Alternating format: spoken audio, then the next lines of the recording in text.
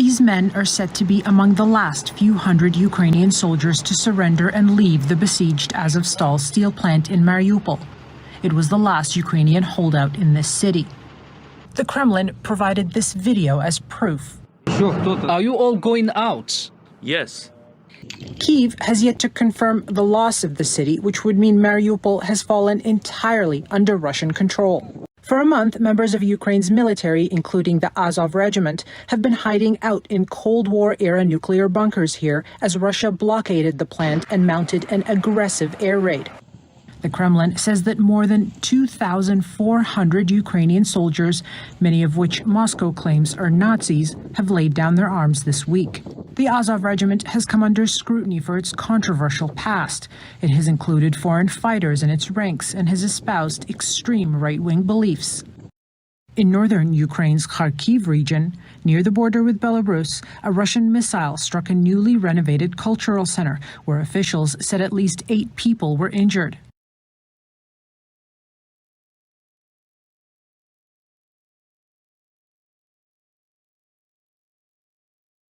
A quibble over rubles, or the retaliatory steps Russia threatened to take after Finland said it planned to join NATO. Russian gas giant Gazprom will cut gas sales to Finland starting on Saturday.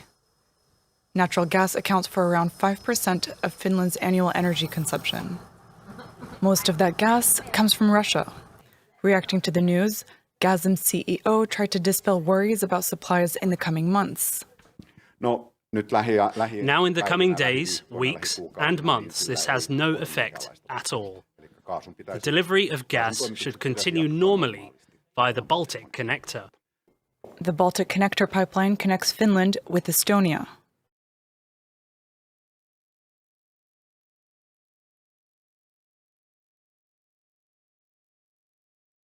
A funeral has been held for a 17-year-old Palestinian who was shot and killed by Israeli forces in the occupied West Bank.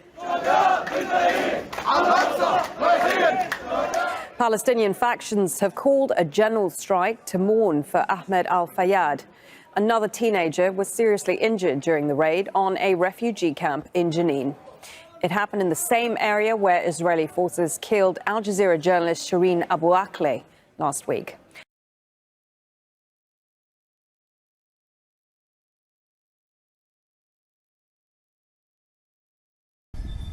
The World Health Organization called an emergency meeting to discuss the recent outbreak of monkeypox, a viral infection that has now spread to several countries in Europe, as well as to the United States, Canada, and Australia. Over 100 cases were confirmed or suspected in Europe on Friday, in what Germany described as the largest outbreak in Europe ever. First identified in monkeys, monkeypox is more common to West and Central Africa. Symptoms include fever, headaches, and skin rashes.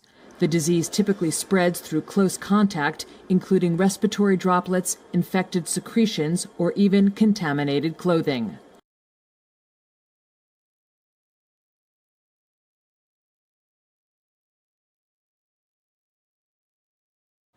U.S. President Joe Biden opened his second day in Seoul with a visit to the National Cemetery on Saturday.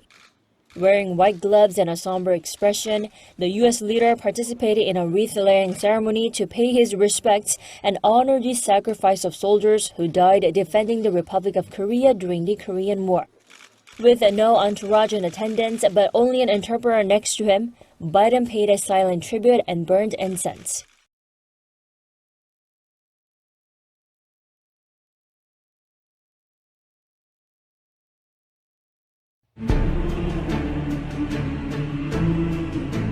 An Oscar-winning pioneer who left his mark. Evangelos Papathanassiou, known as Vangelis, was born in Greece and went on to master the creation of musical scores with his distinctive style. His work spanned the sweeping symphonics of Ridley Scott's 1492 Conquest of Paradise, to avant-garde experimental techniques featured in the dystopian science fiction classic Blade Runner.